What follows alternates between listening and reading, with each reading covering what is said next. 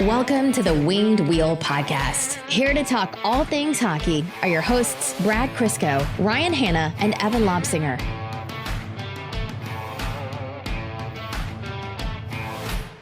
It's not that the Detroit Red Wings are picking fourth.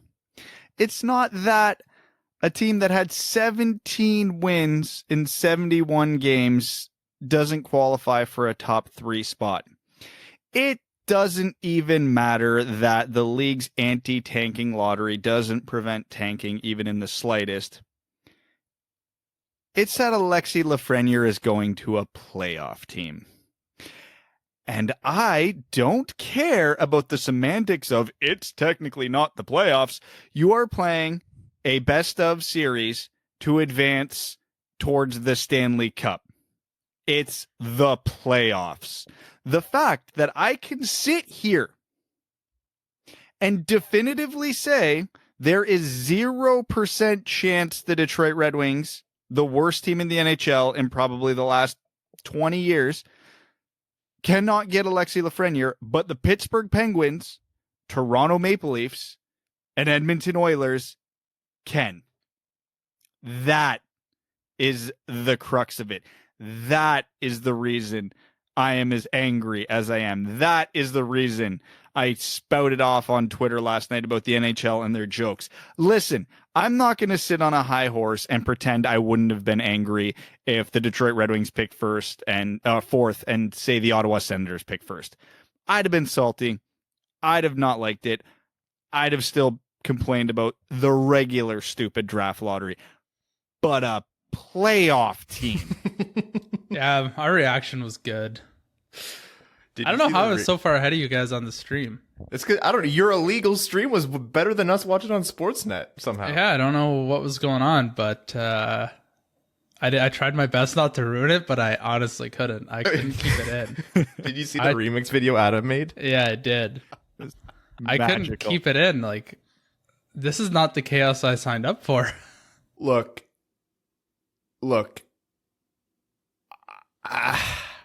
My show notes for this episode, I keep our episode notes, and I usually break it down like intro, topic 1, subnotes, topic 2, subnotes, topic 3, subnotes. My show notes it's one topic, it's draft lottery, and it's all just like broken ass system for Red Wings, Team E bullshit, being petty and ranking who we think should get Lafreniere, talking about who the hell's going to go 4th overall. I don't know. I read those verbatim, by the way.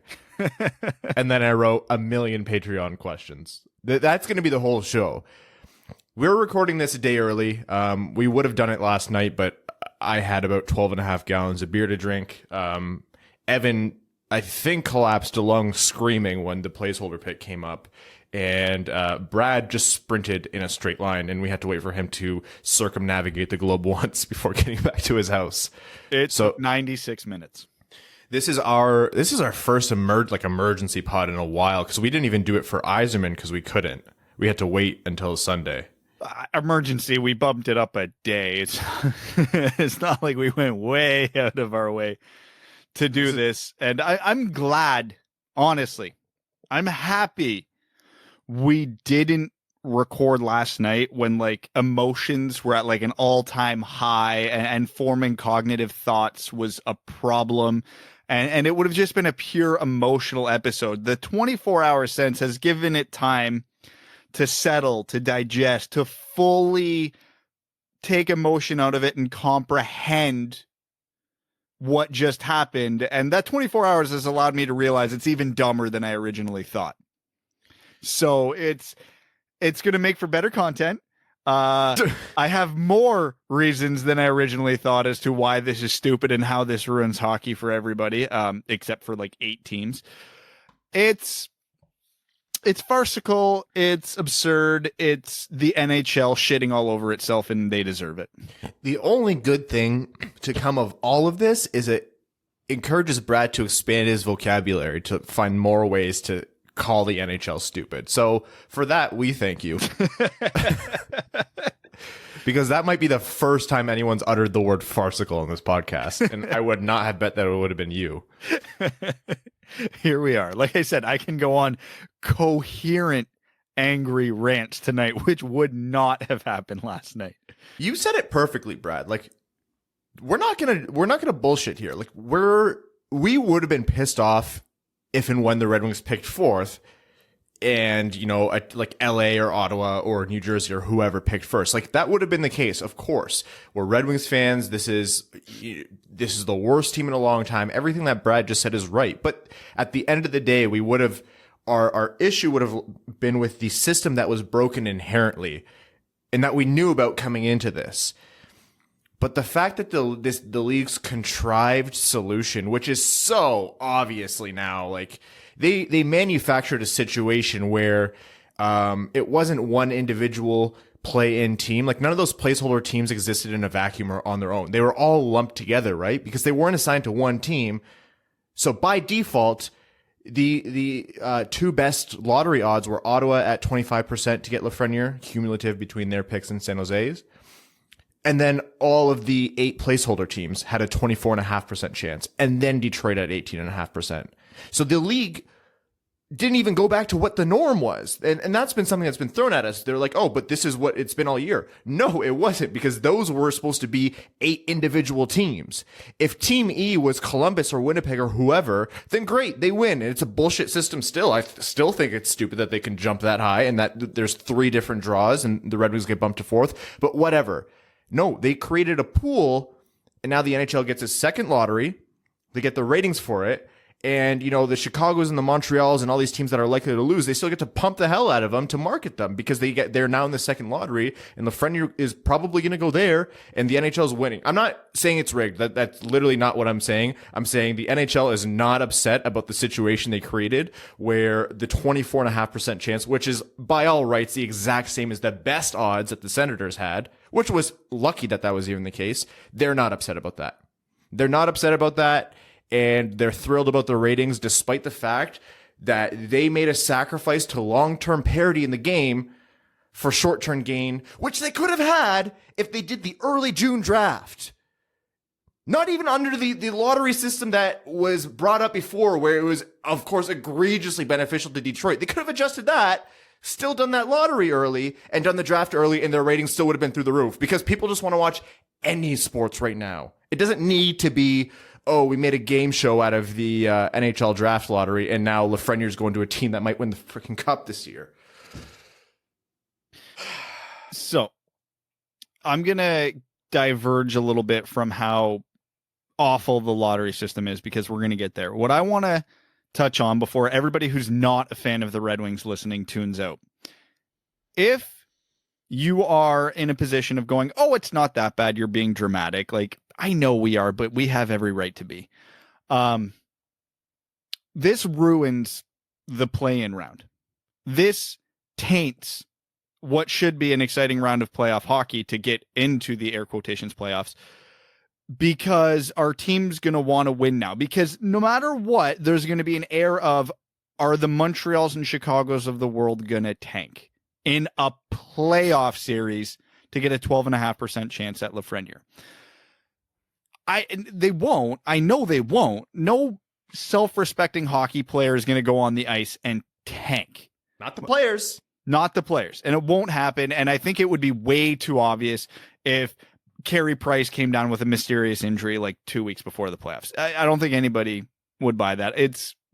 But what it does is it puts that thought in everybody's head where if a player actually does get injured, we go, yeah, but it won't, as logical as it is to believe that they are not doing a conspiracy, everybody's going to have that part of their brain going, oh, that's suspicious. Like if Brendan Gallagher takes a puck to the face or the throat in practice one day and can't play because his lung collapsed or something, everybody be like, yeah, but did that really happen?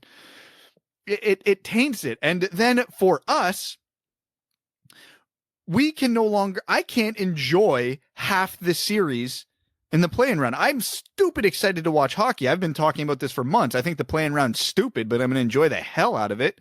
It's hockey. I'm going to enjoy it, but I can't anymore. It's fun. Hockey's fun for 2 reasons. A, you get to cheer for the teams you like, and you get to cheer against the teams you don't like. I have to cheer for the Toronto Maple Leafs in the play-in round now, because I would rather have them win against Columbus and lose against Boston or Tampa or whoever in a round than have to deal with them getting Alexis Lafreniere for the next 10 years. I have to have the same thought with Montreal. I have to have the same thought with Florida. Division rivals now, we want to win, and it sucks. And anybody who's like, oh, I'm not a fan of the Red Wings. If you are a New York Islanders fan, for example, congratulations, you're now cheering for the Pittsburgh Penguins and the New York Rangers to win their series. How does that feel? Okay, imagine this.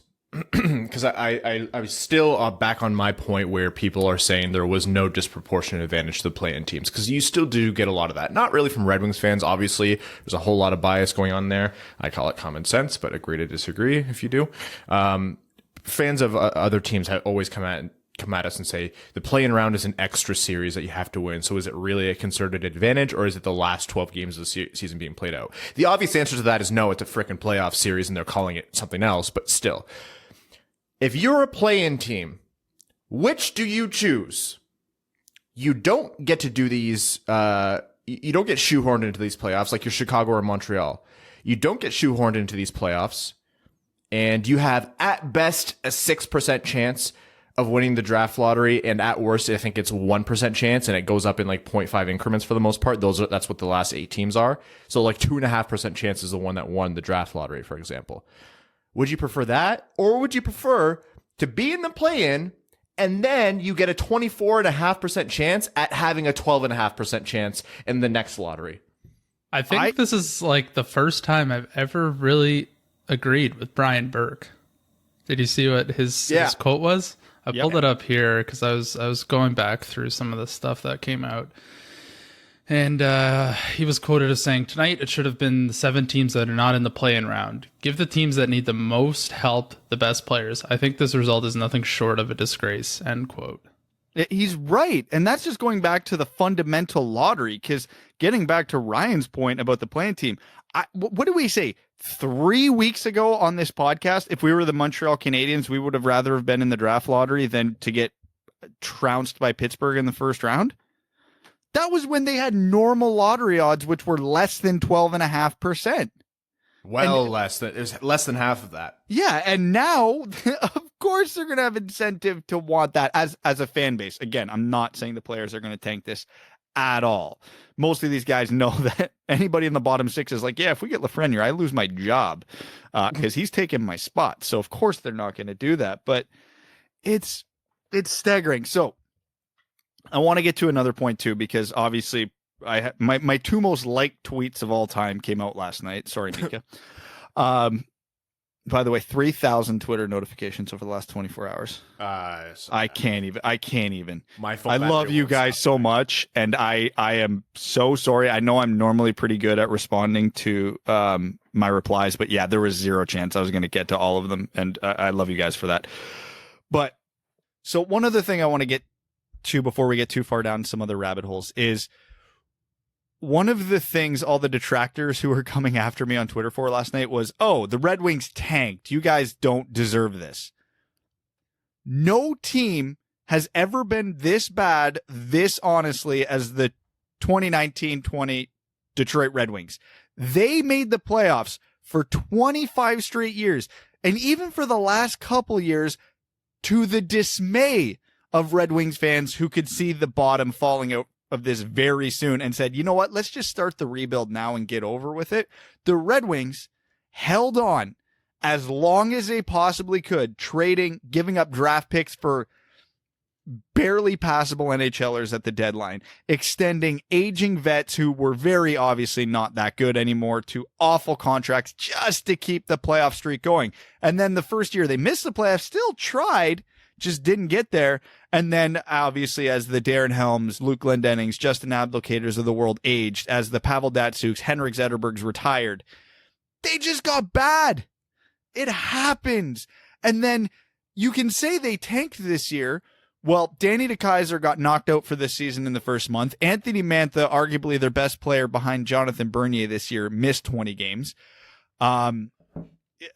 They traded for Robbie Fabry in the middle of the season. They acquired one of their top forwards mid-season, and that thus improving the team. The Red Wings didn't tank. Yes, they were awful but they were awful, honestly. And that's not even getting into the argument that tanking is necessary under this stupid system. But that leads me to my ultimate point. Whether or not the Red Wings tank doesn't goddamn matter because this system's broken. Teams tank in every single league. It's Yes. not like an NHL only problem. Teams tank everywhere, and it's a strategy that teams can use to quicken the rebuild. And in any other league, that is true. But in the NHL, it makes it worse because the Red Wings now, based on this result, like, let's not sugarcoat it, they're going to be getting a great to elite level player at pick 4. But in all likelihood, that player doesn't play for the Red Wings next year. So do you know what the Red Wings are doing again next year by definition? Tanking. We could guess be what, worse next year. Yeah, and guess what? If they don't get the top pick next year, guess what they're doing the year after that? Tanking. And guess what Buffalo has been doing forever? Guess what Edmonton had to do forever? Guess what Toronto had to do it forever? How do you think they got Nylander, Marner, Matthews, Riley? It wasn't because they got draft lottery luck. It's because they had to tank over and over and over and over again until they either finally got the first overall pick or they cumulatively got enough top 5 to 10 picks that they had no choice but to be good. You know what ends tanking quicker? Getting the first pick. Do you know what makes the Red Wings better next year? Lafreniere. You want the Red Wings to stop tanking, guarantee them a top 2 pick. Like, Byfield could come in, Stützle could come in. This system is designed to prevent tanking, and all it does is make the bad teams tank longer by giving teams that don't need these prospects. The New York Rangers got Capo Caco. The Carolina Hurricanes got Andrei Svechnikov. The Dallas Stars got Miro Heiskanen. The Philadelphia Flyers got Nolan Patrick. None of those teams were near the basement when they got them. And guess what? All those teams are good now. All the teams that won the draft lottery, the Edmonton Oilers, the Toronto Maple Leafs, Buffalo, we're sorry. New Jersey hasn't had enough time yet. They are good. The Pittsburgh Penguins hit, 4 straight top 2 picks, and they've been a dynasty ever since. This system is backwards for what the NHL is trying to do. Because do not get me wrong.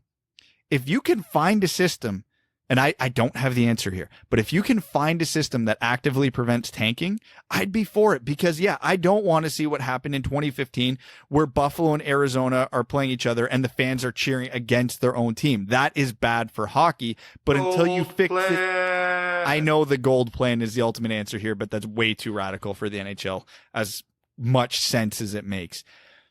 Well, this current system is an overcorrection for that 2014-2015 season where Arizona and Buffalo had their tankathon. And that was a weird year where there were literal 2 franchise-changing players at the top of the draft. 2. It had McDavid and Eichel. Most drafts are not like that. I like Quentin Byfield a lot. I like Tim Stützle a lot. They're not Jack Eichel. This is not the same thing. That was rare. There were teams on the precipice of collapse. And yeah, of course they were going to tank. Now all you're going to get is more teams tanking and tanking for longer. So if you're going to say the Red Wings tanked, you're rich wrong. Get richer. Yeah. If you're going to say they tanked, you're wrong. And if you say they shouldn't tank, you're also wrong. It's stupid. We are, as Red Wings fans, we are living through a death by 1,000 cuts right now. And the part that gets me is like, okay, if your definition of tanking is that any given year you're not trying your damnedest to get better and make the playoffs, sure, that's what Steve Yzerman did. But at the same time, if everyone stayed healthy and Yzerman, made the Fabry trade and Perlini turned out better and he even traded for like 1 or 2 guys who played better, the Red Wings would still be the worst team in the league. There was no iteration of this team that was going to be anything other than last. And you know how that came about? Years of Ken Holland doing exactly what these people on their high horses are saying teams should do, which is mortgage futures to make yourself better now at the cost of your long-term success. Because in the modern NHL, you cannot survive by doing that. Ken Holland did it, probably at ownership's direction, for the better part of a decade, and it has destroyed this team to the point where it's at the lowest point any franchise in the NHL has been in a long, long time. And it's so bad that last night, one of our first thoughts as a group here was that we are going to be in this lottery for the next 2 years at least. Yeah. Oh God, yeah. I hate this. So this is where my mentality is at right now after last night. And I hate this. Do you know what my focus is on as a Red Wings fan right now? Other than obviously who we're going to take fourth overall this year. Grand Rapids? No. Shane Wright. Suck for 2 more years, tank for 2 more years. Let's go for the next possibly near McDavid level superstar. And that's Shane Wright's projecting to be better than Alexis Lafreniere. Screw it, all in, because next year's draft sucks. Like, it doesn't suck, but it does not have the top end talent most drafts do. This next draft's going to be very reminiscent of the 2017 draft where Heischer and Patrick went first overall, and I'm not betting there's a Cale Makar and Elias Pettersson coming behind them. It is, and that's just far more damning to the team and to fans than 1 year of a hard tank. Like, next year we have no hope.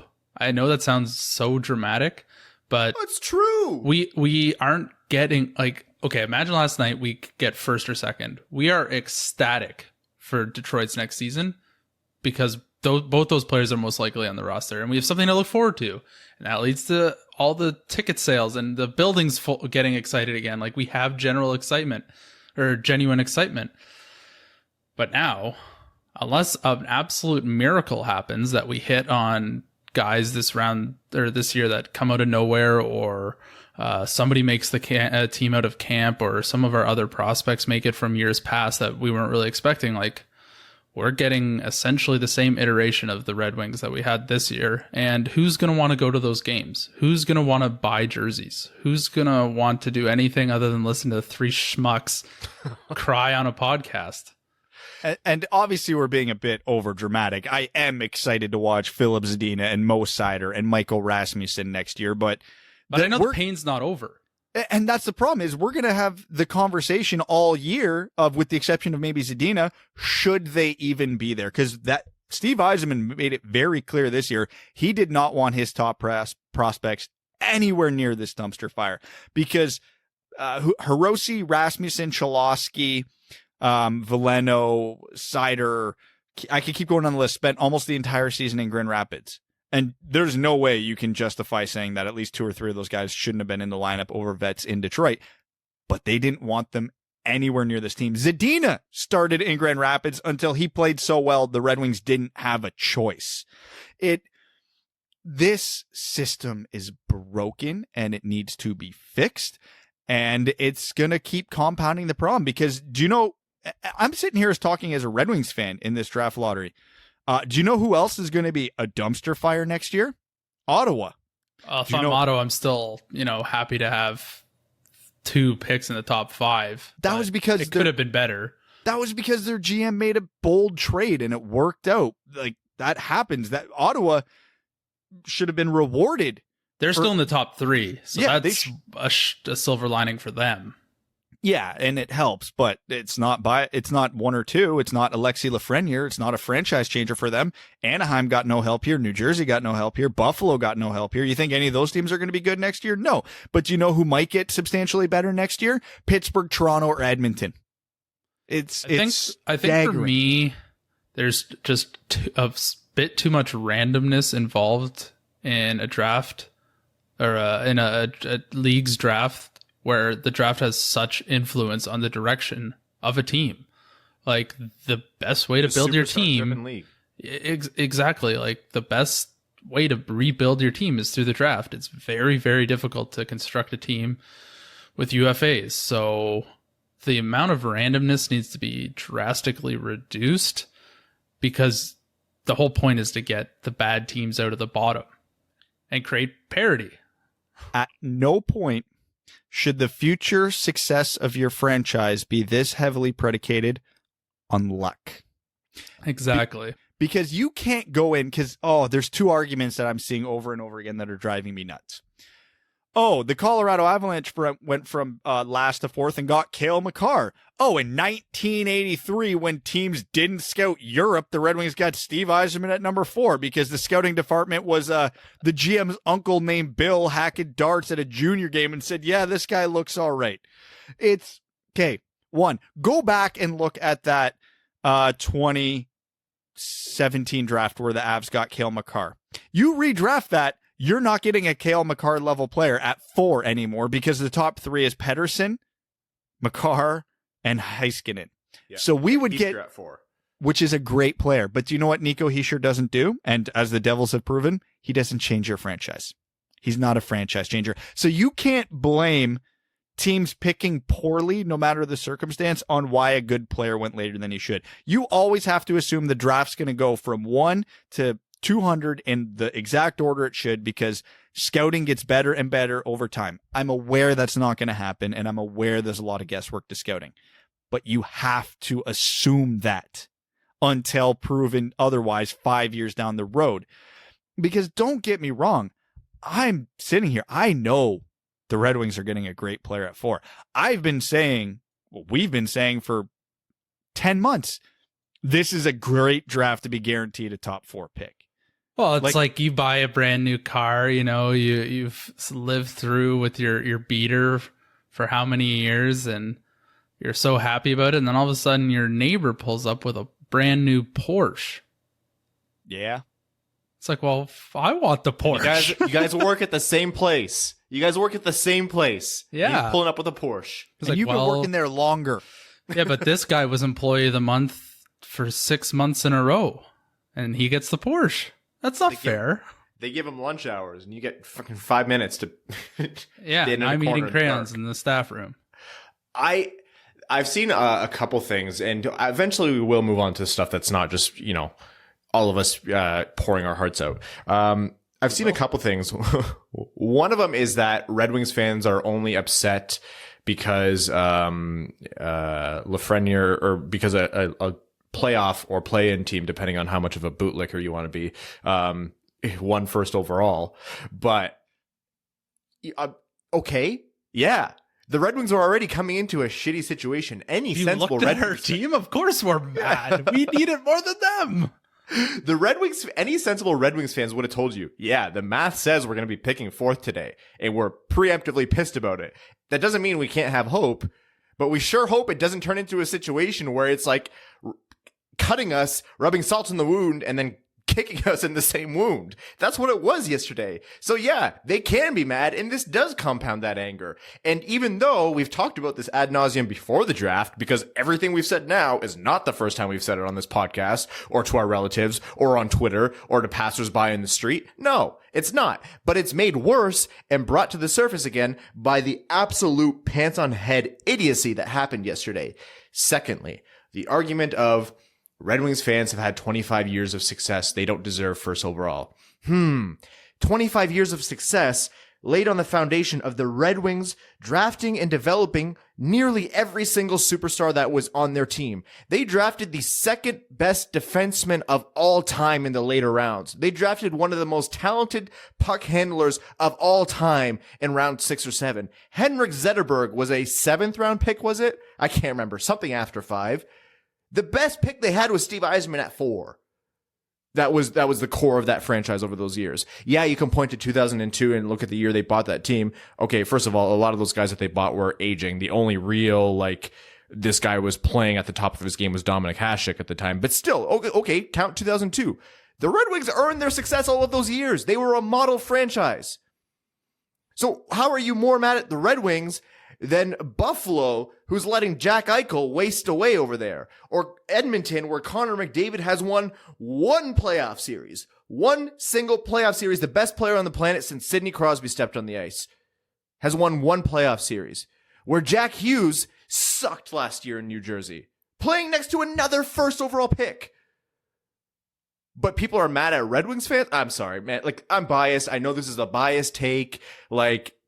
Fans of other teams are going to hear this and be like, this guy's a joke. He's biased. I am. But at some point, I cannot look at this through anything other than rose-colored lenses, because why are fans not allowed to be angry or upset when they've had the better part of a decade of just garbage now? And it's garbage, and then every time they get knocked down, instead of a helping hand to pick them up from the league, which is what most other teams are getting, they're getting a kick in the stomach.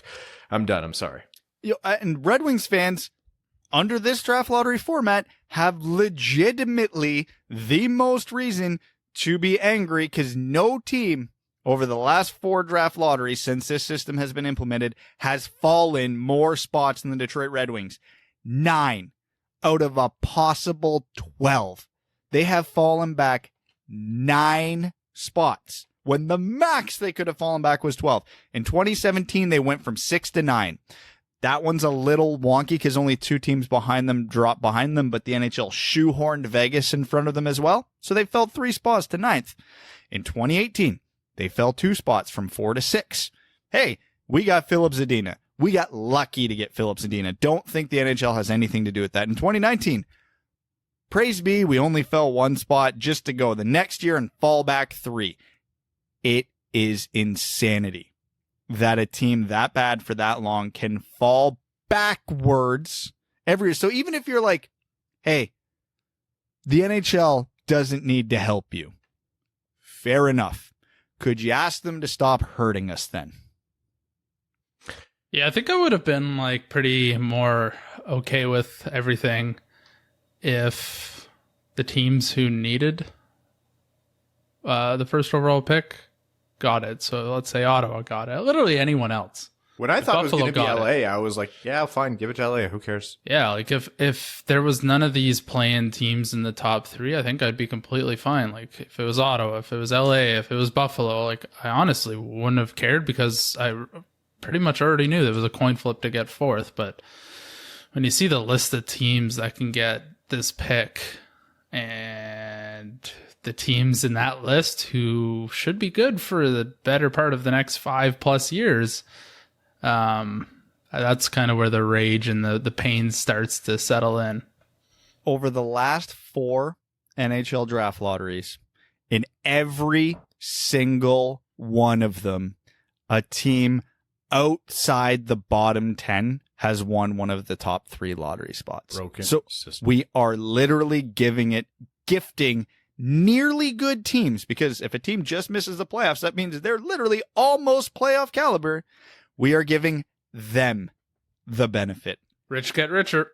Bowen Byram, Alex Turcotte, Cody Glass, Alexis Lafreniere, Quentin Byfield, Tim Stützle. The last 3 have an asterisk next to them because it hasn't happened yet.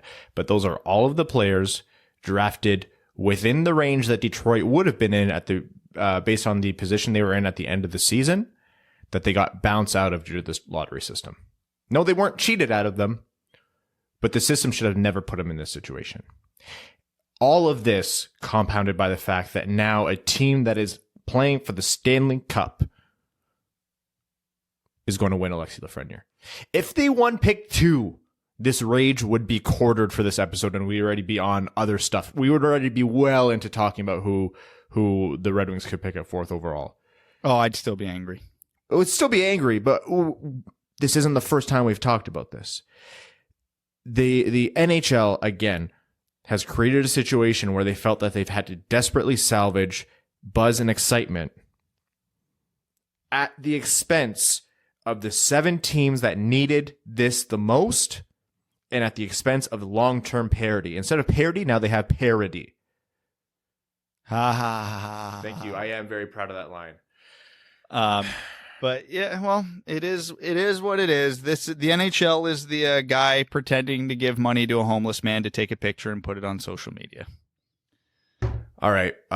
Because I'm an asshole, before the podcast, I made a tiered ranking on Twitter of a purely subjective, 100% biased, petty list of teams where I thought Alexis Lafreniere should go. Because personally, I want Alexis Lafreniere to go to the least marketable team in the NHL, just so Gary Bettman doesn't get his. And I separated the list into 4 tiers, and they are from the best to the least desirable landing spots. Rooting for you. All right, not the worst. No, you don't need him. And the last one is cancel the NHL.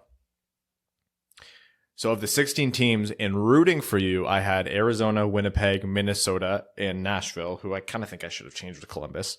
In all right, not the worst, I have Calgary, Columbus, Carolina, and the Islanders. And no, you don't need him, I have the Rangers, the Panthers, and the Canucks. And in cancel the NHL, I have the Leafs, the Blackhawks, the Penguins, the Oilers, and only because I'm petty, the Canadiens.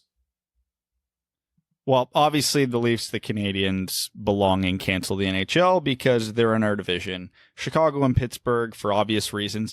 Compared to your list, I'm taking Edmonton out of cancel the NHL. You're high. And I'm putting them in rooting for you because I want the NHL to realize how stupid they are. And out of all the teams that I actually could stomach getting Lafreniere and still get the pettiness of watching the NHL realize their insanity, the Oilers are the one because they're out west. They're a team I generally tend to like. McDavid will get his cup if that happens. There you go. I'm with you on Arizona, Minnesota, Nashville in rooting for you because I'd like him to go to a small market so the NHL loses out on all their revenue, marketing revenue. I'd also put Columbus in there because they've earned it, quite honestly. They went balls to the wall last year, and I think they should be rewarded for that. Yep. Islanders, Calgary, yeah, all right, not the worst is probably accurate. I would put the Rangers in there as well just because I want to see the scenario where they win the cup and get Lafreniere with like Carolina's pick or something, or I forget how that works. Florida and Vancouver are too good to be in this, so yeah, I agree with you there. Look, it is completely petty to say you hope he goes to a small market team, but if the NHL is going to make this kind of, low long-term risk, low long-term reward, high risk bet, I hope it works against them because the only good that can be drawn from this kind of system long-term is that it causes the NHL to wake up and tear the system down and restart it. I'm not a put it in reverse order person. I think there needs to be some mechanism in there to just stop a team from giving up. My ideal plan would be the gold plan, but like you said, Brad, that's far too radical. Go to a system. It's simple. Points gained in the standings after mathematically eliminated. The bad teams get the advantage because they get a head start. It makes a ton of sense to me, but the NHL will never do it. And it literally prevents tanking because those teams are then forced to try and win hockey games. They'll never do it. No. But it's the only way. But then at the very least, change the system so you can only move up a certain number of spots. I don't care what number you pick. No higher than 10 if you want to be stupid about it. And one winner. One winner, man. There's no reason why the Red Wings should not still be able to pick the second best player in this draft. There's no reason why teams should be bumped down 3 spots. The amount of value lost from pick 1 to pick 4 is wild. We are talking about years taken off a rebuild if the Red Wings got Lafreniere. Years. At least 1 year. And you know what 1 year means? Ask the owner of these franchises what 1 year means when you just built a brand new damn arena with public funds and you have no butts in the seats. Ask them what 1 year of no more excitement means. Or 1 year earlier of having excitement restored after years of no excitement. This isn't a game. These are... Anyways,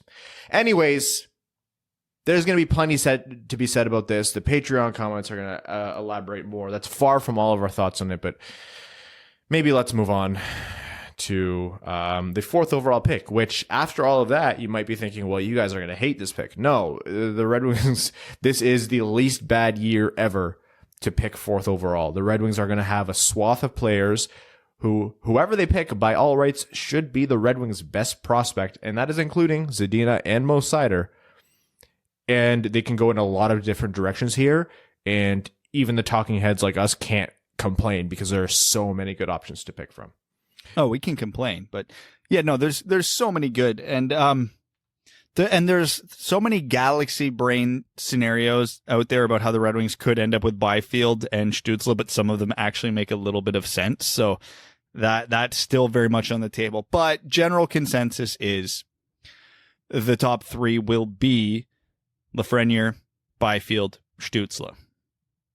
So who does that leave for the Red Wings? So my personal preference right now, not by a large margin, but my personal preference would be Lucas Raymond.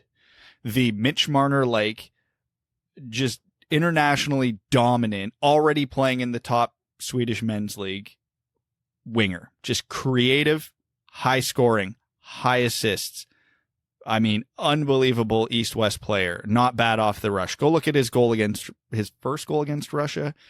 in the U18 gold medals when he had the hat trick and the OT winner to beat Russia and Yaroslav Askarov in that tournament. It's just comical what he did to the defenseman, that poor defenseman who's going to live on that highlight reel for the rest of his life.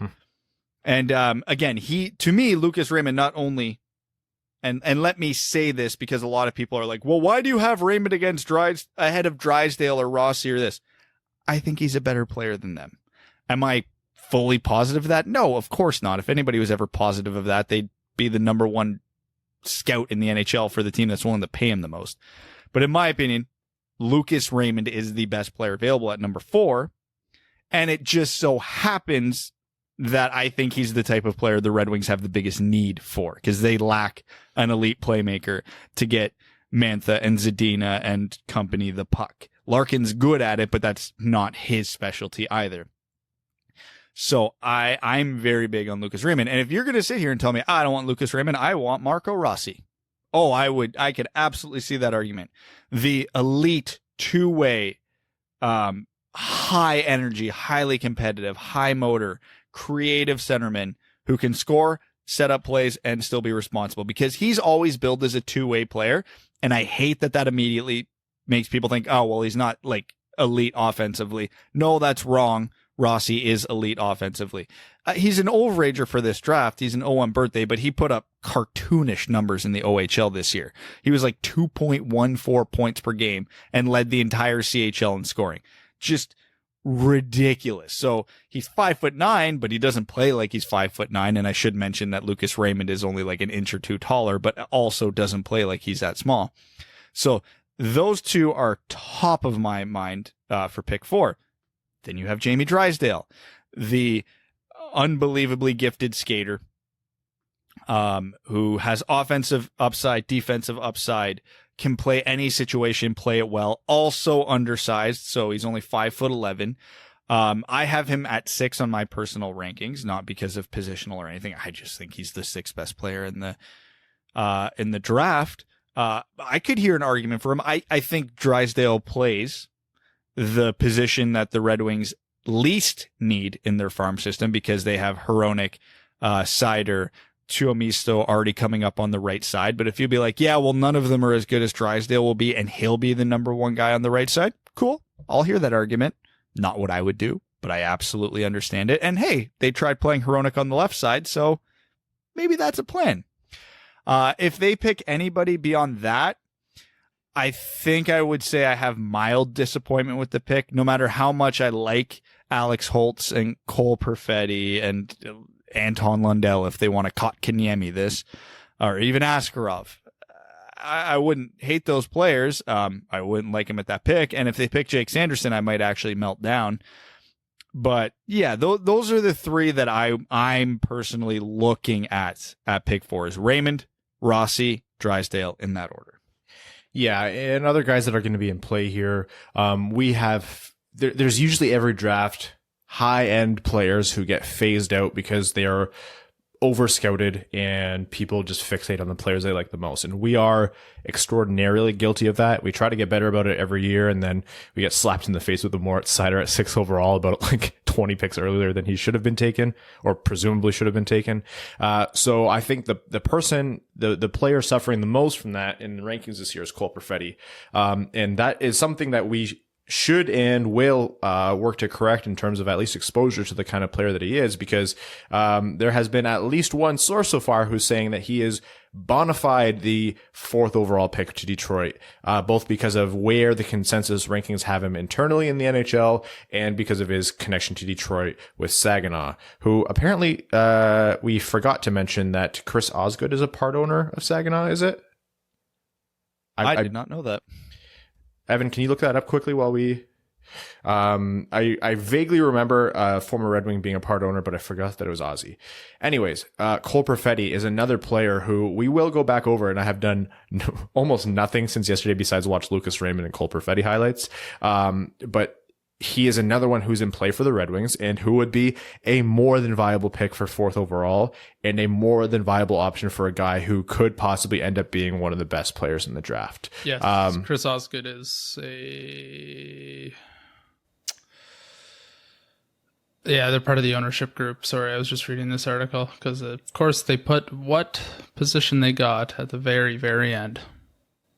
Yeah, so the Red Wings are by no means automatically thinking the same way as us. Actually, the Red Wings GM is Steve Yzerman, who lets no information out. So we are not going to know until 2 days before the draft when JD Burke tweets, "Oh yeah, the Red Wings are thinking of taking Helge Grans at 4th overall this year, by the way." Whatever is going to go on with that organization. But still, it's not automatically going to boil down to Raymond or Rossi, which is what a lot of people are thinking. Again, Drysdale, we talk a lot about positional need, but you have to think, if the Red Wings think that Drysdale is going to be like a Makar type or a Heiskanen type, then that's the automatic pick. Bar none, like no doubt in my mind, you have to take him. It does not matter who you have at that position. And you also have to consider the way Steve Yzerman is looking at this franchise's rebuild. I mean, we saw it yesterday when he went on the post-game presser. I love Stevie so much. He's just like, no bullshit. He's like, yeah, what else are you expecting? The numbers are stacked against us. Like, just taking no prisoners. He's not going to sit there and complain like we do. Like, that's why this guy's a GM. You need a steady hand and someone who cuts through all the crap to get through what is going to be a long and painful rebuild. So if you're Steve Yzerman and you know this rebuild is going to take a long time further than right now, you don't care about how you build the pieces, because what we're thinking is, well, they already have Seider on the right side, and what would be best as a next piece to fill this in nice and clean would be a star centerman or this player or that player. But if you're Steve Yzerman and you're like, well, no, I view Jamie Drysdale as the best available player at number 4, and sure, we're drafting the right-handed defenseman earlier than anything else, but it doesn't matter because we still need, 3 or 4 more years, then you're taking Jamie Drysdale. So he's very much on the board as well. This pick for Detroit is wide open. And as much as it kills me to say, Lars, I can hear you from here, Yaroslav Askarov's on the table. I don't think he would be drafted 4th overall, but you cannot rule it out, and you can also not rule out a trade back to pick someone like Yaroslav Askarov. Or Lucas Raymond apparently is dropping in a lot of scouts' minds. So he shouldn't be. Can we talk about Cole Perfetti, though? Sure. I like Cole Perfetti. Small, highly skilled, gifted hockey player. I have a major concern with his game, though, which is why he's at number 10 on my rankings. I don't want to just say, hey, small forward, beware, because Raymond and Rossi are small forwards, and I have zero concerns with them.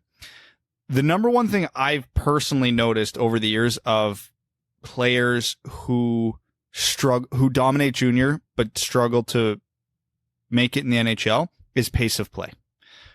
Raymond and Rossi do what they do, and they do it very fast, mentally and physically. Perfetti slows the game down when he has it, and that works for him in junior because he can outthink and outskill all his opponents. That isn't necessarily going to happen at the NHL. Now, he's still in my top 10, so I'm still betting on him being good.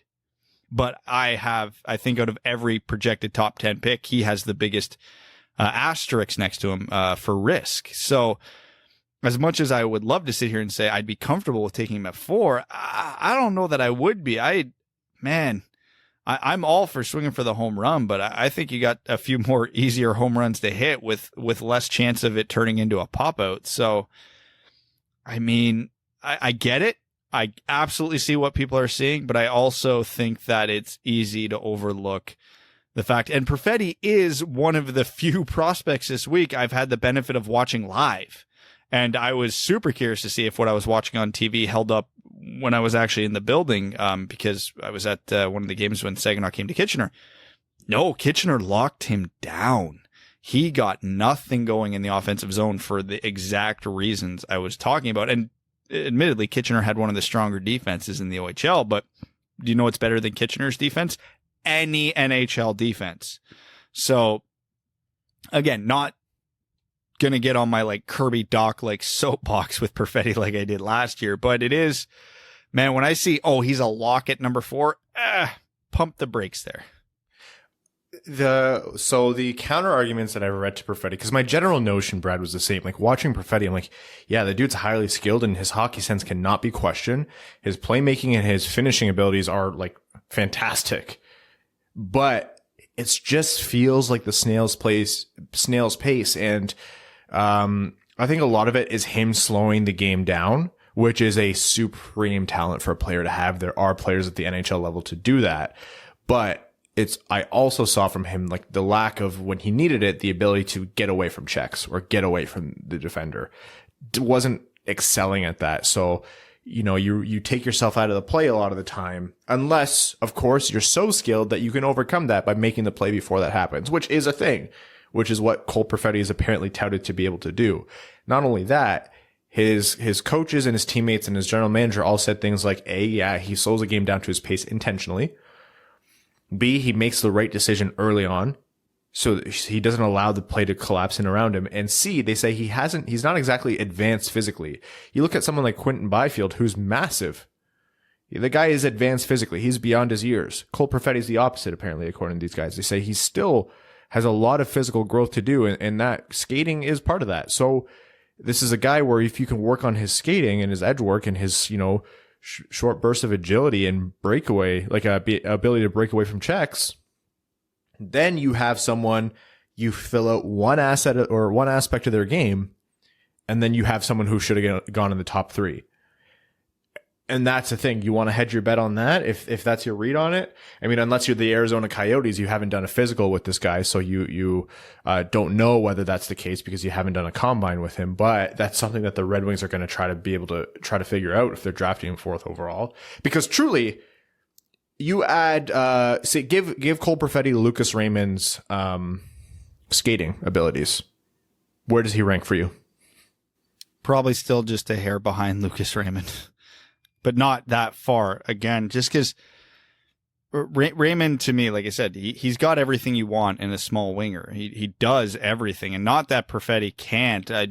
He hasn't done it all yet. And again, if he was a little faster, maybe he would have. But it's hard to say for sure. So I'm gonna still stick with the guy I know can and has done it. But then Perfetti, in my mind, is absolutely in the conversation with Raymond and Rossi if his pace picks up. So there's going to be a lot of talk about this 4th overall pick, and like, not that we would have preferred anything other than Lafreniere or then, the 2nd pick or then the 3rd pick. But what the 4th pick does allow us to do is have a world of options, because that's what's presented to Detroit here. So we're going to be talking about this a lot between now and the draft. And one thing that I will preemptively warn you that we're going to be guilty of is sometimes getting so wrapped up in what, our ideal way of rebuilding the Red Wings is, and losing sight of the fact that a rebuild never goes how you expect it, and it never pans out how you expect it. Washington didn't win the Stanley Cup until after their supposed window was closed, or it was closing, or, they had missed their opportunity.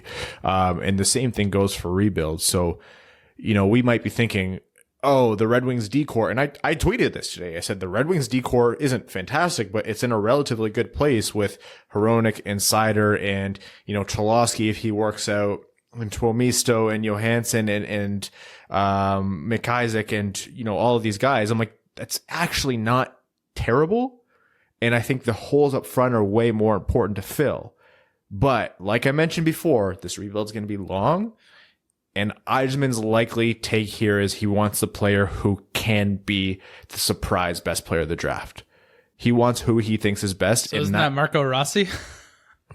Yeah, could be.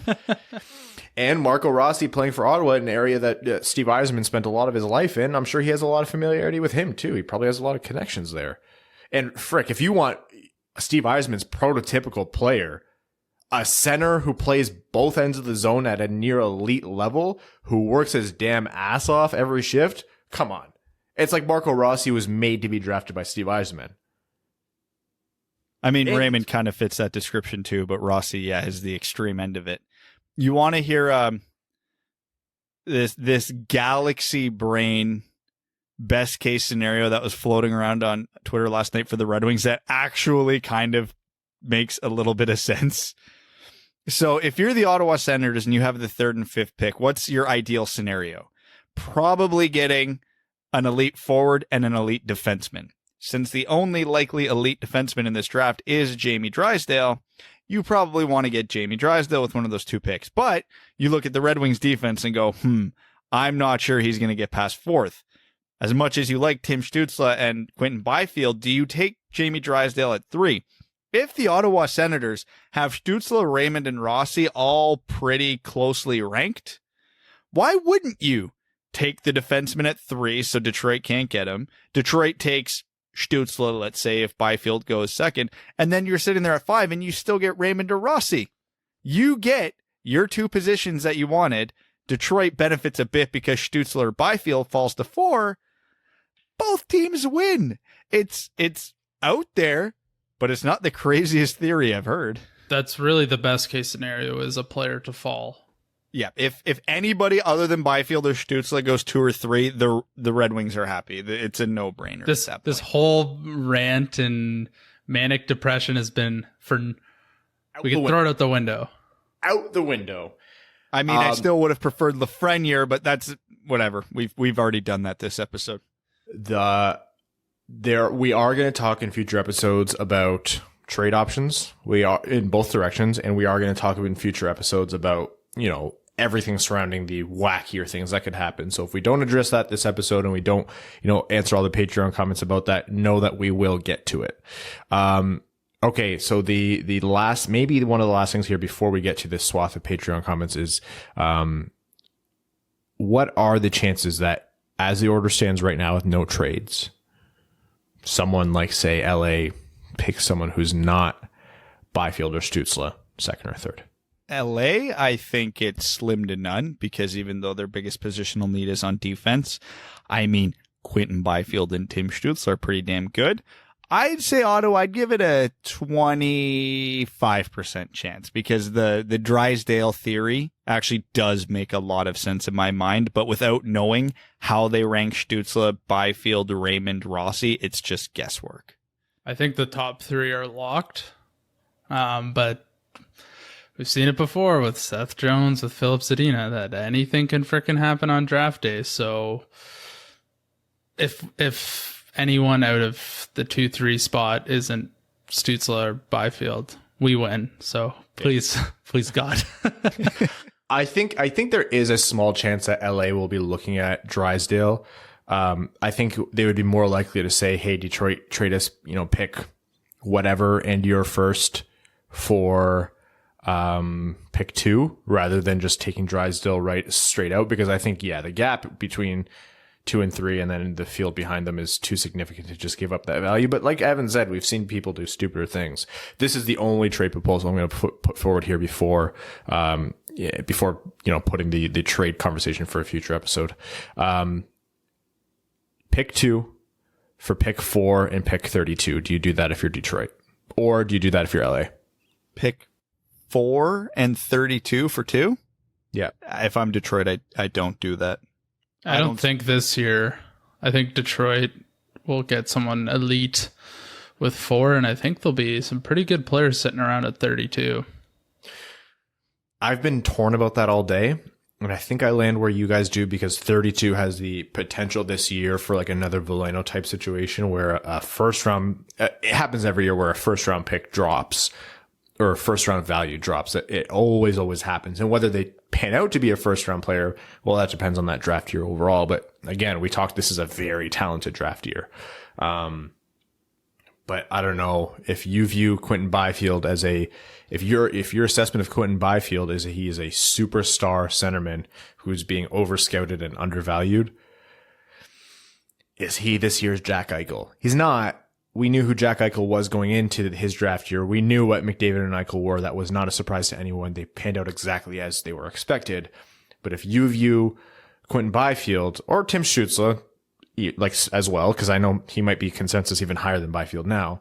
But if you view either one of them as a bona fide superstar, this guy will be your number 1 centerman or the best player in your team and among the top 10 players in the NHL.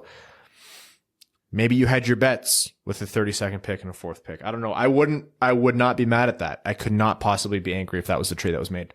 But again, it's all based on opinion, right? Do you know who else I think could potentially be a number 1 centerman in the NHL? Marco Rossi. Yeah. So do I think that Quentin Byfield is so far ahead of Marco Rossi that I'd be willing to give up another potential second line winger or a second pairing defenseman to get him? Probably not. And that's fair. That's fair. And the beauty is I have a million more opportunities to bring up these hypotheticals to you. Okay, within the realm of the draft lottery and everything that's happened, because that's what we're keeping today too, we're not going to be talking about return to play this episode. We're going to save that. We're not going to be talking about anything else that's happened. This is purely just draft lottery and talking with the fans. Oh, and we haven't even told them what's coming on the midweek episode. Oh, yeah. We are going to be doing our first official Winged Wheel podcast mock draft after knowing where the Red Wings are drafting. So you guys can look forward to that on the midweek episode. And a week from now, we have a very special, exciting guest star coming up. So we'll keep that a surprise for you. That one's going to be a lot of fun. I'm positive that one's going to be a lot of fun. Oh, I have so many questions. Anything else that we want to tackle before jumping into Patreon, guys? No, Okay. that's enough self-love. I know this is going to be 18 years worth of questions, so let's just start. Yeah, so we have a record number of Patreon questions. What I'm going to do, guys, is I'm going to read them all. But for ones that either have asked questions that we have answered or talked about during the episode, or are asking questions that we know for a fact that we're going to be talking about in future episodes, we are just going to, in the interest of time, move along from those for now. And apologies if you want to yell at me, tweet at me, or DM me or something. And I promise you your question will get answered in some capacity in the future. But we have, I believe, over 70 comments here today. So. Oh, no. I heard it was 55 a few hours ago and thought, oh my, 70. Look, I'm not even kidding. I love the fact that we've built a community so much where this is where people are coming to talk. Like, I can't tell you how much it means. Guys, we had over 1,250 concurrent viewers on our live stream yesterday. We had questions. Yeah, Ryan, we're not getting on the soapbox right now. I love these people. I'm pulling my bed in here if you don't. It's 10:30 and this might take an hour. Let's go. Anyways, I'm sorry for not muting yesterday when I thought I did. You guys couldn't hear me, but they actually could. You know when I said I'm going to mute? Oh, you just muted us. You didn't mute your broadcast. I think, yeah, my broadcast, the broadcasting software I use. So they they hurt so much. So someone clipped it. It was actually funny as hell. Okay. Overtime. This is unexpectedly Patreon exclusive. Reddit and Twitter we will bring you in for the midweek episode. Jacob Lozon says, I hate the hockey gods. Josh Terrell says, to be or not to be, that is the question. Evan Pardo says, so out of the play-in teams, who would cause the least amount of pain to watch win first overall? Who causes the most pain? It's all pain, just varying level. Thanks, boys. Answered that earlier with our tiers and our tiers. Connor Leighton says, am I allowed to swear on here? If so, heck. If not, double heck. Matt Cheney also asks, can I swear here? I want to let my inner Evan out. No? Family friendly, you say? Fine. Holy frickin' frick, you frickin' fricks at the NHL fricked this up so bad it's unfrickin' believable. Of course, in the worst possible outcome happens, of course we can't have nice things. Draft lottery discourages tanking. Yeah, right. All I'm hoping for now is for Detroit to be bad for 2 more years so we get Shane Wright. Call me a bad fan, but we know how this team will get better. It'll get better through a young superstar. We might get that at 4th, but hell, with the way things are going, I can guarantee Eisman drafts Drysdale at 4th. Thanks for the live stream, guys. It was fun while it lasted. C-Nod says, I love double dipping, which is exactly what this was. Whatever, Wings get Raymond 4th. Trying to think outside the box since I'm sure everyone is feeling the same as I am. So let's talk coaching because nothing makes y'all happier than talking about Blash. So it didn't seem that he lost the room this year, but he lost the fan base 3 years ago. Do you think Stevie will force his hand more often by altering the roster so he has to play different players? I don't think it's in Stevie's style, but it's more of a Moneyball type situation that somehow or somewhat forces the coach to play younger players and not allow for anyone to lose a system or bad mentality because they are going to lose either way. But NHL playing time is valuable for those 2016 to 2018 players trying to crack the lineup. We are not going to see any interference from Eisman. If Eisman decides that he's not satisfied with Blashill as a coach, he'll fire him. That he's not going to milk it along. I think he's on thin ice. You can't come off a 17-win season and repeat that performance. So as bad as we all think the Red Wings are and will be, they have to be better than 17 wins, or I think that'll be I don't know if Blashill makes it to midseason at that point. Yakarucha says, when are we burning down the NHL? Also, apparently the CBA talks are going well, and that means Detroit will not be getting compliance buyouts. So we have that going for us. Gonna drink in a park on Saturday. Who cares about COVID now? On an additional note, I looked at the top defensemen available in free agency. Not a lot of good defensemen available. Or how do we feel about Dylan, Kulikov, DeMello and company? No. Not thrilled by them. Chris Smith says, Lucas Raymond, hype train baby. I fawned over this guy for 2 years and I might be finally getting my wish. I just wish it wasn't like this. Anyway, since you guys have answered who at 4 twice an episode for the entire season, I don't have a question. I do have a statement. Fuck the draft lottery. Chris, bless you. Sean Chavarella says Arizona will get Lafreniere. Dylan Krill says, who is your top 5 defenseman in this draft and who do you want the Wings to aim for in the 4th round if available? Thanks, boys. Hope all is well. Oh, Ryan, you go first. I got to pull up my rankings again top here. 5 defensemen is Drysdale, Sanderson. I'll go. Okay, I got my list up. Just keeping in mind the amendments I have made. All right. Drysdale, Sanderson, Andre, Poirier, and Goulet. Yeah, Emile Andre, I think gets overlooked quite a bit. I would probably have him. Drysdale, Sanderson. Yeah, I'd have Andre Poirier as well, and then Goulet. I'm looking into the second round here. This is a really bad draft for defensemen. Holy crap! It's not a good defensive draft. No, Ryan O'Rourke, I guess, makes a case.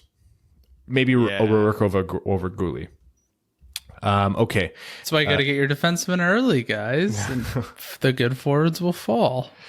John Evans says, hey guys, greetings from Ohio. Boy, am I tired of hearing how Yzerman and Marner were 4th overall picks as though it's even remotely relevant. I did tweet that out, and I tweeted it because I'm petty and I was looking for any excuse to be happy. I'm not sorry, but I understand if you're mad at me. Goes on to say, you know who else was a 4th overall pick? Stephen Weiss. He was a solid player when he was younger, but still a significant step down from 1st overall.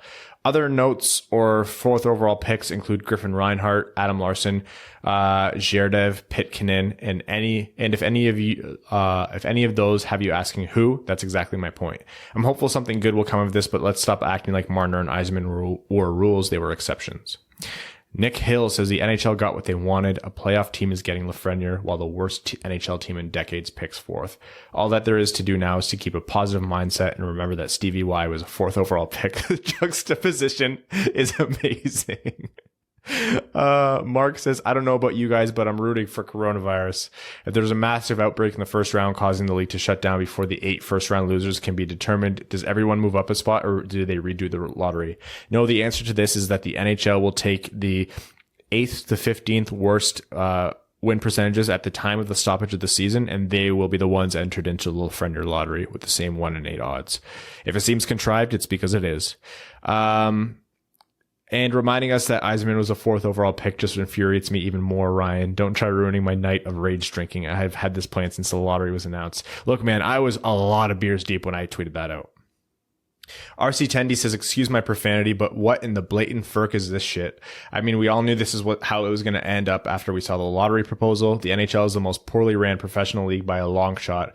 I swear they find any possible way they can to F over Detroit every year. So F Bettman, F Bill Daly, and F the playoff team that won the first pick. I yelled at my TV for a good 90 seconds saying how dumb the NHL is, knowing they couldn't hear me, but hoping if enough of us were yelling, they'd know. Okay, rant over. They may have heard us from where we are. Hopefully LA decides they need defense and take Drysdale 2nd overall, or Ottawa takes Rossi since he was right down the road from them, either allowing Stützle or Byfield to come to Detroit. If not, I'd be happy with Raymond, then Rossi, then Perfetti. Thankfully, we all have something to look forward to. P.S. Congrats on the successful live stream. Over 1,300 viewers. The WWP family is strong. Was it 1,300? Jeez. Yeah. Jesus.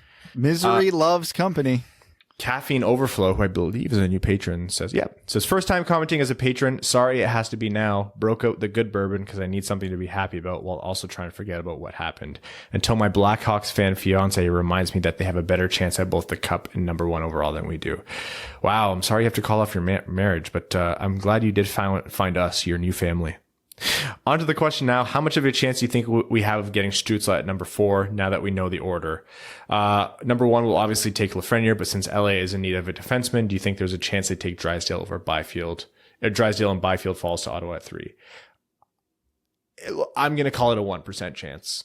Nah, I'll call it a 5% chance. 25%. What, you think it's a 1 in 4 shot? Stützle falls to 4? Buddy, go look at every year, go look at the draft rankings in the top 3 and how it actually goes. It more often than not strays from the script. Remember, Matthews, Laine, Puljujärvi were a lock for the top 3 all year, and it didn't happen. I'm just saying, man, the top 3 never goes according to script. Yeah, I'd say it's greater than 20% chance that it happens. I love you guys and your optimism. I just think like 2 to 4 is such a wash that there's going to be chaos. This is the draft class where there could be chaos. Like, it's a perfect ingredients. And Ryan, let's not forget, on this very podcast for the last 6 months, we've been saying Jamie Drysdale is the wild card that could throw a wrench into this whole draft, because he is teams also view Jake Sanderson, but there is no other top end defenseman, and someone's going to reach. And again, if Ottawa's dead set on getting a defenseman in one of their 2 picks, they'll have to do it at 3 because they can't guarantee Detroit won't take him. You know, I know I spend 90% of my time yelling at you guys for various reasons. But I do appreciate that you have, through no fault of my own, have become 2 of my best friends, because you did give me a lot of optimism just now. So thank you for that. There you go. No, shut up. Okay. Just shut up for 1 second of your life. No. Moving on, Matt Haggard says they did it. They really went and did it. The NHL has taken the only possible happiness Wings fans could have this year and tossed it to some team that doesn't really need it. Trying to think positive, here's my prediction for the top 4 picks. Taylor Hall effect is in place, so the Yotes blow up spectacularly, losing their play-in series and then winning the first overall pick. I promptly buy a Lafreniere Kachina jersey. Ooh, yeah. Good call. Yeah. The LA Kings are not smart and do not smart things. They select Jamie Drysdale 2nd overall. The Ottawa Senators do the smart things and draft Quentin Byfield 3rd. The Red Wings begin phase 2 of their construction of the Mannheim Steamroller and select Tim Stützle 4th overall. Any outcome other than this is wrong, and I will cause time to reverse to the start of the draft until the correct reality unfolds. If you need me, I'll be drowning in Lake Superior somewhere off the Keweenaw Peninsula. I love the Time Lord aspect to this, so thank you. It's very final boss of Doctor Strange. What's his name? I can't remember what it is. Garrett TV says, Hockey Amigos, here's where I'm at. It was Laugh and then everyone else. If we didn't get first overall, Laugh being Lafreniere. If we didn't get first overall, which was oh so unlikely, I think we have equal opportunity for an epic player. 4th feels on paper like a loss, but we'll be picking from at least one of Byfield, Stützle, or Rossi plus the rest of the pack. It's not all bad. The luck would have been nice, but this is the tough road of a rebuild. Let's go Red Wings. Wise words, Garrett. Joseph Delia says, hey guys, anything new? Oh, what? Oh, that happened? No, really? So they gave it to a playoff loser? Huh. Well, fuck. Say it, Ryan. Express your listeners' anger. I actually have let it slip a couple times this episode. Some accidental and some not. Kalen Wood says F. Into that, I say F. F. Say it, Brad. Say the thing. Thank you. Alex Ott says all aboard the Marco Rossi train. Of all the players that are not Lafreniere, Byfield, or Stützle, I think Rossi is the best chance to be the biggest needle mover. Oh, and also the draft lottery is a joke. That is all. Peter Ploshahansky says, have you guys ever heard of willing something into existence? What's it matter? We're picking 4th anyway. Team Chaos. Where have I heard that before? All joking aside, that was one of the hardest nut punches I've ever felt. On a brighter note, I live in Chicago, and it flash flooded during the lottery, and after the horrible news, there was a rainbow outside. Rainbows symbolically stand for hope, good fortune, and serenity. It's gonna be okay, right? Let's go Red Wings with a crying emoji. Yeah, man. Sure. Nicholas C. DiMercurio says, this joke of a league has killed so many Red Wings fans. I just want you guys to say that out loud. For every armchair expert out there that believes in punishing teams who take for granted the diehards that keep this league on life support, just realize they are most likely regurgitating lines from a talking head. Pour one out for your buddies. 17 dog shit wins wasn't enough. In conclusion, stay classy, boys. I don't know how you guys create content off of this tire fire. I appreciate the laughs, though. Respect, and let's go Red Wings. Nicholas, thank you for the dark but true statement.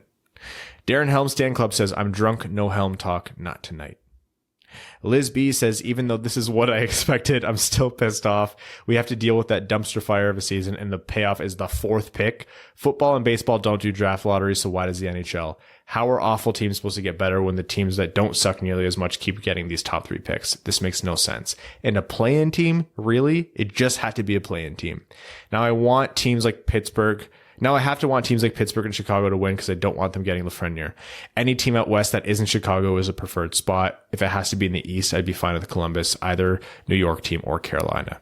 Adam Cosert says, like everyone else, I'm pissed and angry about this joke of a lottery, but what really blows my mind is the plan the NHL has come up with if the season gets canceled before the play-in series happens. Why have another lottery between the 7th to 15th place teams for the placeholder spots? I believe it's 8th to 15th. Imagine being the Jets knowing your spot won the lottery to get Lafreniere and you get ye old NHL treatment and get raw dogged into the 15th pick because of an unnecessary second lottery. Anyways, congrats to the Canadians. You have a star French player, and congrats to whoever Ryan has to pay to replace his windows. They're getting a major payday. They were old windows. They were due to be replaced. Willows1771 says, okay, it hurts. Question, if the NHL after this crapshoot changed the system next year, but we had the best odds for first overall, but not actually the worst team, i.e. Ottawa, would you be still excited for the change, even if we didn't get first overall because of it? Short term, we'd be petty and salty, like Brad said about this year, but long term, we would see the benefit. Yep.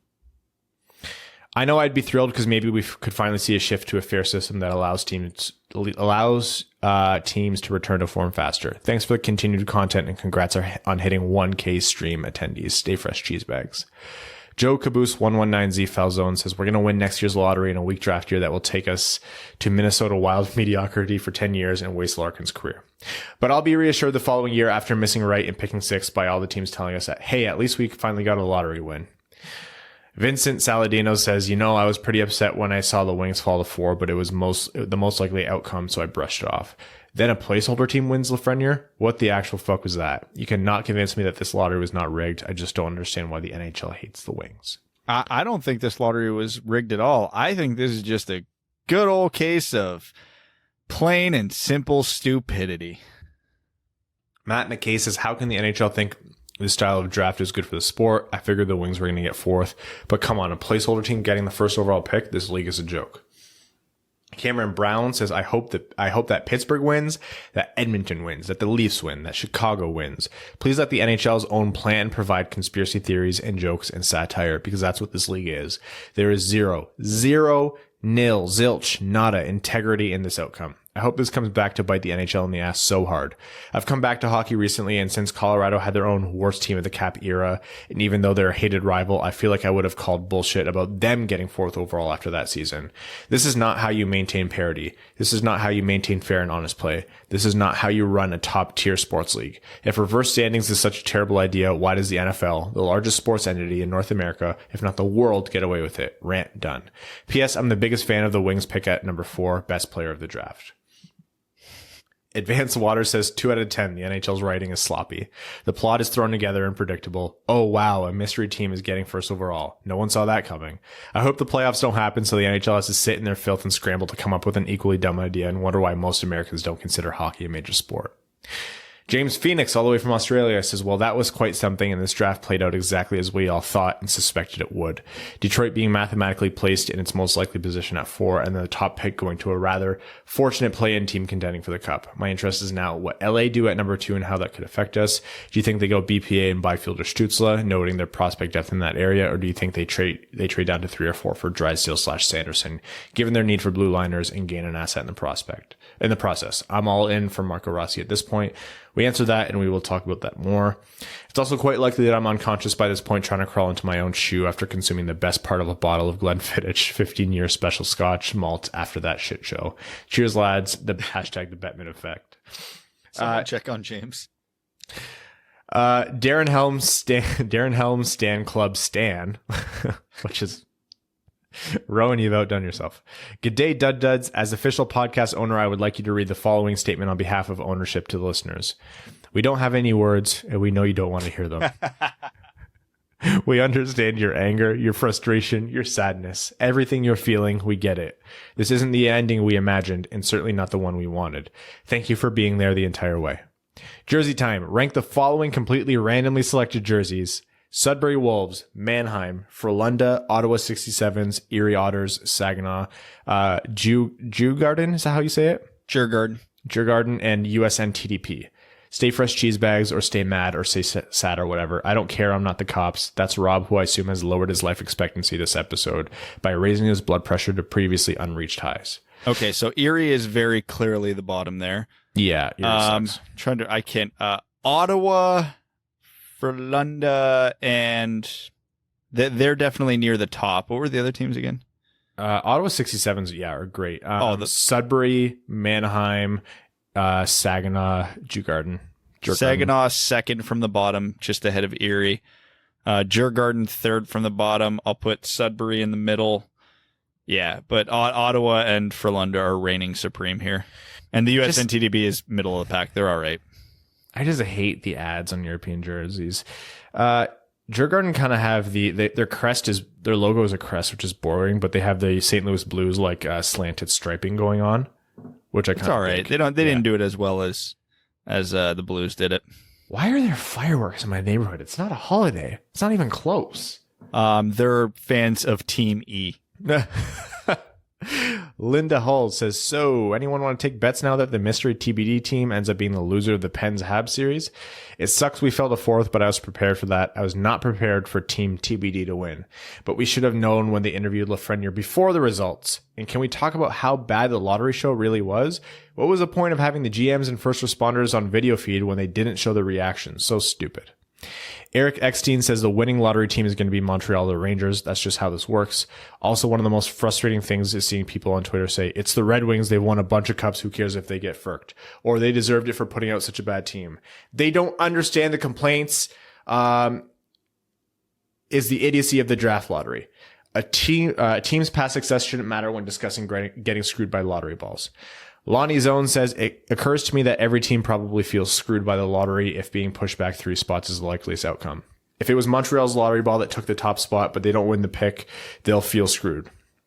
And if they do win, they'll still feel screwed that they had to win twice to get the pick. Falling 9 spots in 4 years is literally overperforming as far as the NHL is concerned, which is sad and ridiculous. The system is just dumb. David says, do you think the uproar from the fan base like us in Ottawa will be enough to actually change the lottery system, or will this keep going until Chicago or Montreal get dead last and drop to 4th? It won't happen until one of them do it, but they've both won lotteries before, so not likely. What would have changed it is if the Austin Matthews year Toronto picked 4th. Ethan Boulderson says, any comment on what KHL team I should support, or what SHL team? I need some form of hockey while boycotting the NHL. Side note, does anyone know Gary Bettman's address? Just curious. Frölunda in Sweden, big fan. And the KHL, I was even looking at this because you could apply for KHL teams on Elite Prospects if you have an Elite Prospects page. I found out. Be honest, Brad, have you done it? We're sending Brad to the most... I did as a joke. I applied to a $200,000 a year job in the KHL. I have not heard a response. We're sending Brad to the most northern town in Russia. They don't even have internet there. Look how pale he is. That's probably where he's from. Oh, man. I can't remember. There's one team with just like a great name, and I can't even find a list of teams right now if I can find it. Dynamo Moscow. Avangard? Oh, why is this website taking so long to own? Let's just Google best KHL teams. The stupidest. Do they not the website I have doesn't even give like the team name. It's just the city, which Metallurg Magnitogorsk, Akbars Kazan, Lokomotiv Yaroslavl. That's who you should cheer for because I need KHL team names. I don't need the city they're from. My decision will be made entirely on how cool their team name is. There's some I can't even pronounce. Oh, there's a lot. Well, that's a given. Nick says I was going to rant here, but since there's already 48, comments, and you're probably going to set the record for Patreon comments, I'll keep it concise. I will never get over the fact that this league is so concerned about rewarding losing in the draft, even while they hand out points in the standings for overtime losses. Thank you, Nick. I could kiss you on the mouth. Thank you. Incredible. Anyway, assuming the draft goes as expected 1 to 3, give me Raymond, Rossi, or Drysdale in that order. Anything outside of that group, and I'll be sort of disappointed, but I will give Yzerman the benefit of the doubt. Wouldn't be surprised to see LA get queued at number 2. They're very deep up front, especially at center. Jeffrey Carlton says, "Ferk this league, I'm out. Can't believe how much of a joke the NHL is. No wonder why they rank behind all the other major sports. I could come to terms with the fact that they were going to drop, but a playoff team winning, they've lost me as a fan. I will continue to support you guys and your fantastic content. My Red Wings are the Winged Wheel podcast." Jeffrey, thank you. And I'm sorry about the pain. Brett S. says, "Hello, gents. Can we please hope for the New York Islanders to win the lottery? I only say this because I want them to trade the first pick to Ottawa so they can take the 3rd and 5th pick to select Raymond and Holtz. The world needs Raymond and Holtz playing in Brooklyn." Oh, my God. Yes. Also, with this scenario, we get a shot at Byfield or Stützle. That's all from Brett. Evan Beckner says, "It's all just like, ugh, you know?" Yeah, Evan. Yeah. Steve E. says, "Brush up on your German, folks. Lafreniere, Byfield, Drysdale, Stützle. Then at pick 32, Peterka. Download Duolingo and Fang and Deutsch zu lernen." Good point. Moose says, "What are the odds the Senators Galaxy bring themselves into Drysdale at 3 so Detroit doesn't trade down with someone wanting to leapfrog them at 5? Evan and Brad think pretty high. Matt says, "All right, guys, it's us against the NHL at this point, so here's my hope. The playoffs get canceled and they have to vacate the placeholder number 1 pick and move everyone up a slot. We get number 3 and take Stützle or Byfield, and we get to give the league a middle finger for being stupid." I hope so, Matt. Eddie says, "I keep seeing a lot of people talking about Cole Perfetti to the Wings at 4. Sad face. Look, that's a very real possibility, and don't be too down about that too early. There are a lot of great options here, and don't count out Perfetti." Steve Yzerman is the most secretive GM in the NHL. There is nobody, and I mean nobody, on the planet who knows what the Red Wings are going to do at number 4 right now. Do you know who doesn't know what the Red Wings are going to do at number 4 right now? Steve Yzerman. Arjun Shankar makes a fantastic point of, I mean, we literally knew this was going to happen, right? Yeah. Yep. We called this when they announced the lottery system. Most Red Wings fans called this when they announced the lottery system, what was it, a month ago? We all knew this is how it would end up, the stupidest possible way. Michael Berry says, "Okay, well, if I'm Steve Yzerman, I try to pull on Miami Dolphins and try to get Tim/Quinton. For those who don't know, the Dolphins this season kept saying they weren't going to take Tua and kept leaking that they were drafting an O-lineman. Then when the draft came along, because they were so good at misdirection, they didn't have to trade up to get Tua. Great reference. If I'm Yzerman, I start leaking that there's only one franchise defenseman in this draft and that there isn't a big difference between Marco/Tim/Quinton, and hope that LA takes Drysdale due to their lack of depth at defense in the pipeline, or have these rumors scare Ottawa into taking Drysdale at 3 for fear of missing out." And I think it already started with Helene St. James' article earlier this week that said the Wings would take him 4th. Also, an equally important announcement yesterday was that the cap is staying flat for the next 3 years, so Chris Ilitch better open his checkbook so we can take advantage of some desperate teams. Hello, Vancouver. Joseph Fournier says, "Hey there, fellas, from a respected sports journalist in the NYC area." And these are all quotes. "This is why we don't cover the NHL much. Your commissioner runs it like a game show. Red Wings GM Steve Yzerman said, they have to do what they have to do. Anything I say is going to be self-serving. They have to do what they have to do." Brian Burke says, "This is nothing short of a disgrace." Friend of the podcast, Scott Wheeler, said, "I'm sorry, Red Wings fans. I really am. You're a good bunch." John Keating said, "Mother of God."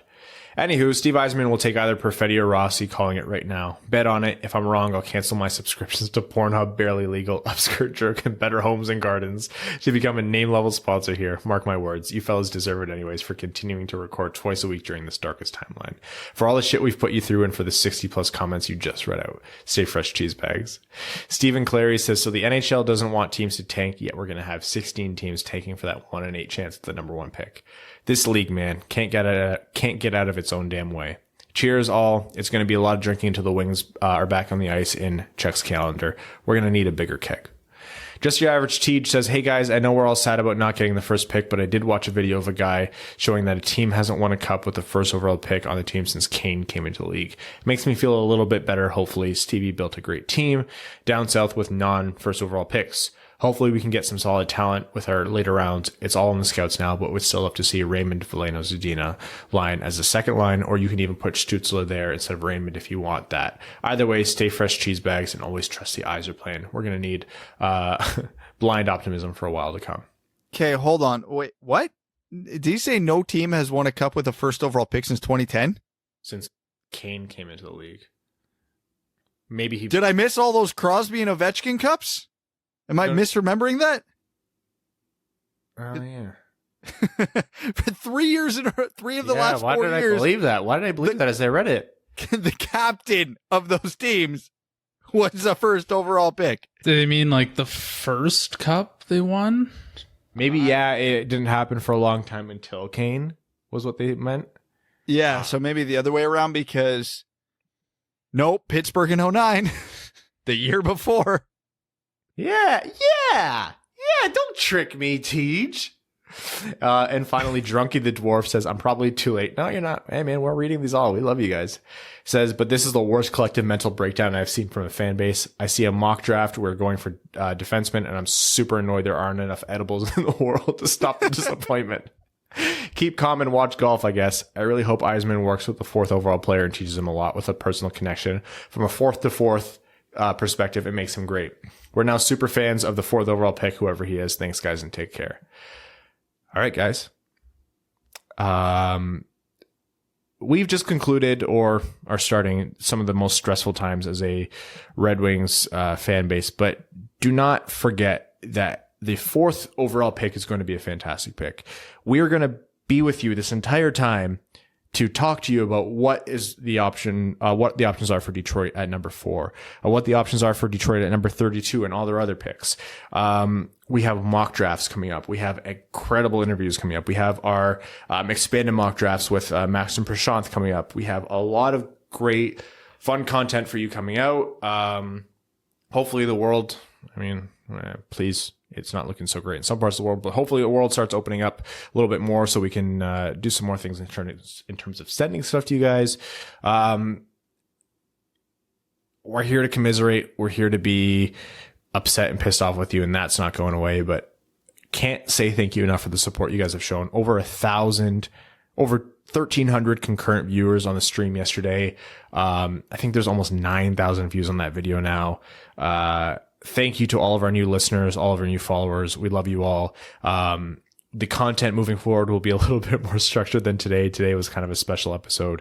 But we are in a morbid gallows humor kind of way, looking forward to everything that's to come. So thank you guys for bearing with us on this funny episode. I'd like to thank all of our listeners. If you guys want to support the show in a way other than Patreon, leaving us a rating on iTunes does the world for us. So, 5-star ratings, it's silly how much it means, but if you guys could do that, that'd be fantastic. If you want to, if not, that's cool. Thank you just for listening.